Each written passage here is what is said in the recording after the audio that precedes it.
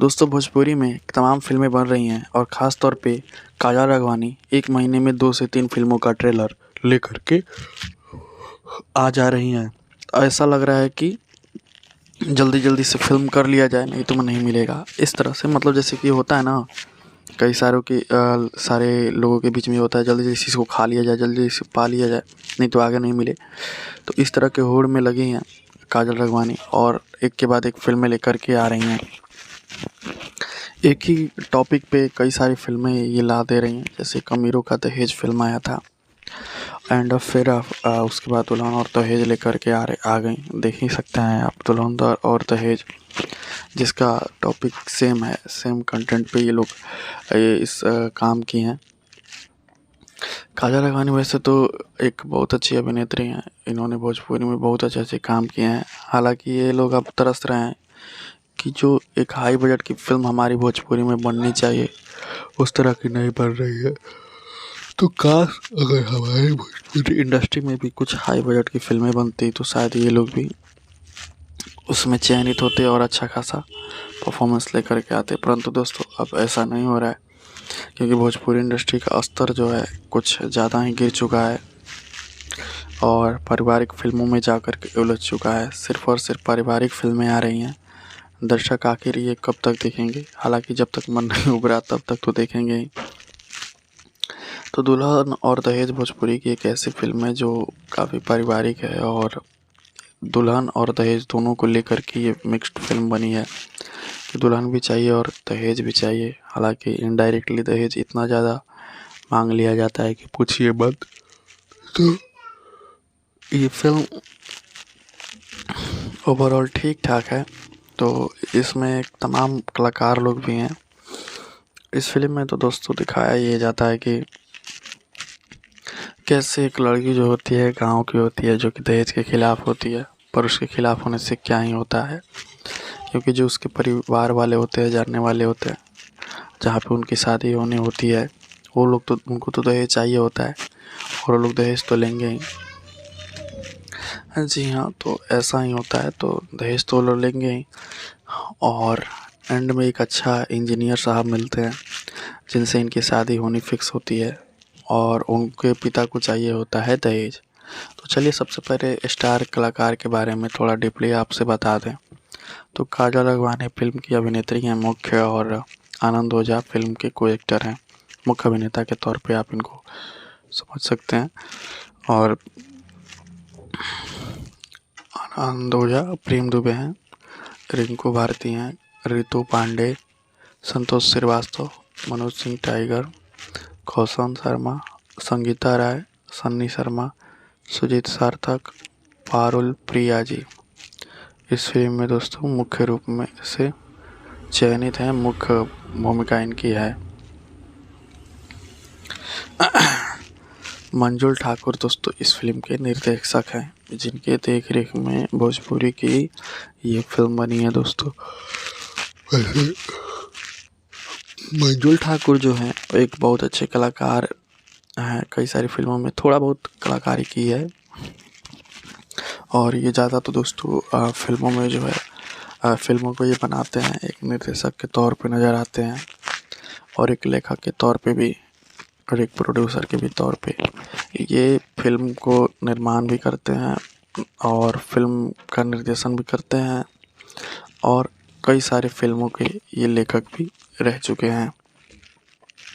तो भोजपुरी में से तमाम लोग मिल जाएंगे और गाने भी लिखे हैं कई सारे। जैसे अरविंद तिवारी एक भोजपुरी के लेखक हैं जो भोजपुरी के कई सारी फिल्मों को लिख चुके हैं। कई सारी फिल्में उनके सुपर डुपर हिट भी हुई हैं, परंतु आजकल की उनकी तमाम फिल्में आ रही हैं। जैसे ये फिल्म के भी लेखक वही हैं अरविंद तिवारी, परंतु वो मज़ा नहीं आ रहा है जो एक टाइम पे उनके लिखे हुए फिल्मों में आते थे।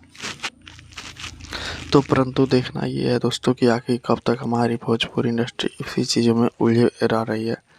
तो अरविंद तिवारी एक अच्छे लेखक हैं, क्योंकि उनकी ही तो फिल्म है निर्भया हिंदुस्तानी, निर्भया हिंदुस्तानी 2, 3, 4 ओवरऑल जो भी पार्ट बने हैं वो अरविंद तिवारी के लिखे हुए हैं। घूंघट में घोटाला, इनको लेकर के जो है ज़्यादातर वो फिल्में बनाते हैं वो है परवेश लाल यादव। मतलब निरहुआ एंटरटेनमेंट के बैनर तले इनकी ज़्यादातर फिल्में देखने को मिलती हैं। तो निरहुआ एंटरटेनमेंट के समझ जाइए ये एक सदस्य हैं जो कि हमेशा से वहाँ पे मौजूद रहते हैं उन लोगों के लिए, और एक के बाद एक फिल्में लेकर के आते रहते हैं। एक संगीतकार के लिए ओम झा जाने जाएंगे। ओम झा के बारे में थोड़ा बात करें तो ओम झा दोस्तों एक ऐसे व्यक्ति हैं जो ज़्यादातर फिल्मों में म्यूज़िक जो है इन्हीं का होता है। अब थोड़ा सा रूटीन जो है चेंज हुआ है और नए नए म्यूज़िक डायरेक्टरों को भी थोड़ा बहुत मौका मिल रहा है, लेकिन जनरली संगीतकार के तौर पे ओम झा ही होते हैं। इस फिल्म में अच्छे अच्छे गाने सुनने को मिलेंगे। इसके गीतकार प्यारे लाल यादव और अरविंद तिवारी होने वाले हैं। तो अरविंद तिवारी देखिए, जैसे मैंने बताया ना कि जो लिरिक्स फिल्म लेखक हैं वो लोग गायक के लिए गानों भी लिखते हैं, मतलब लिरिक्स राइटर भी हैं। तो इसमें अरविंद तिवारी भी गीत लिखे हैं। और प्यारे लाल यादव को तो आप सब कोई जानते ही हैं। प्यारे लाल यादव भोजपुरी के एक ऐसे कलाकार हैं, एक ऐसे लेखक हैं जिनकी गाने हर एक फिल्मों में लगभग 2 से 3 4 ऐसे रहते ही हैं। और इसी में भी देखिए प्यारे लाल यादव का लिखा हुआ गीत है। ऐसा लगता है ये एग्रीमेंटेड राइटर है। और भोजपुरी में इनका गाना तो रहता ही रहता है हर एक फिल्मों में। मुख्य सहायक निर्देशक के तौर पे पार्थ मिश्रा जाने जाएंगे। संकलन के लिए मोहम्मद जाहिद जी। पोस्ट प्रोडक्शन के लिए आई विजन जाना जाएगा। छायांकन के लिए सुनील आहेर और भी तमाम लोग जुड़े हुए हैं दोस्तों इस फिल्म में।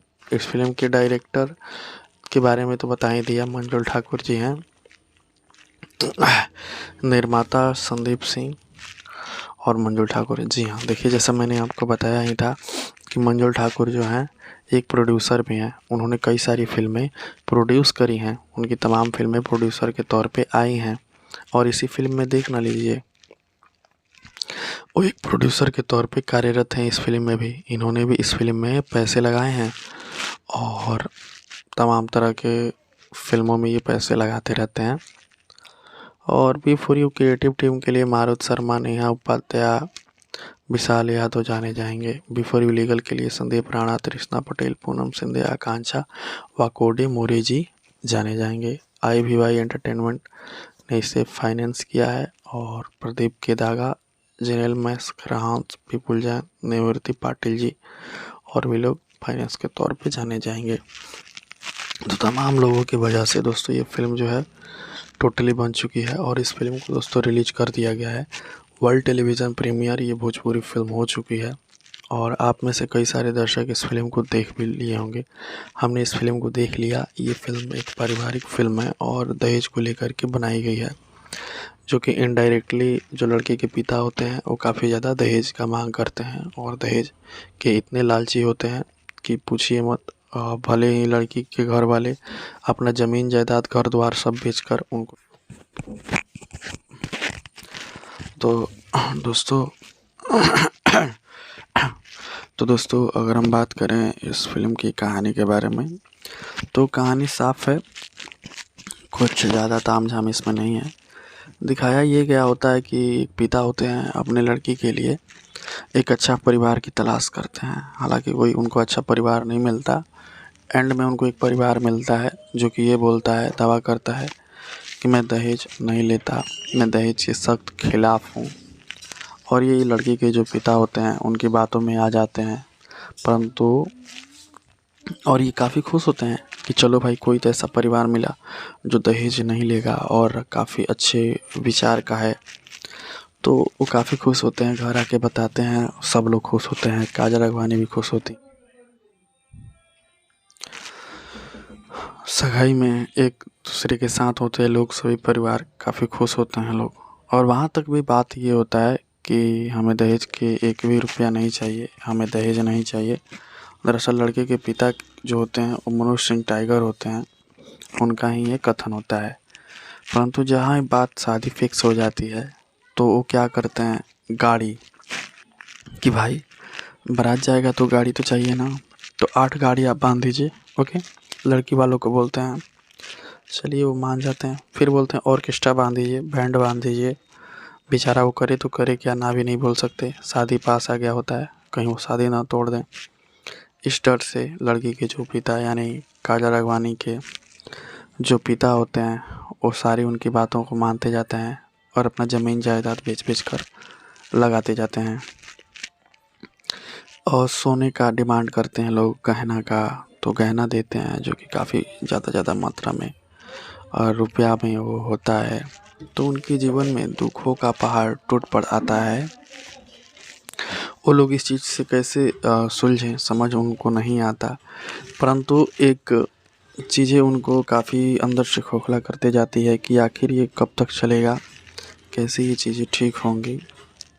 लेकिन ये होने के बजाय और बिगड़ती जाती है। बारात आता है, शादी होता है, परंतु वहाँ भी उनको काफ़ी शर्मसार होना पड़ता है लड़की के पिता को, और कैसे भी करके और पैसे देने होते हैं। एंड में जब कर्ज ज़्यादा हो जाता है, लोग आने लगते हैं, तो अपना ज़मीन जायदाद बेच आते हैं, दे आते हैं उन लोगों को, और काजल राघवानी अपने ससुराल चली जाती हैं।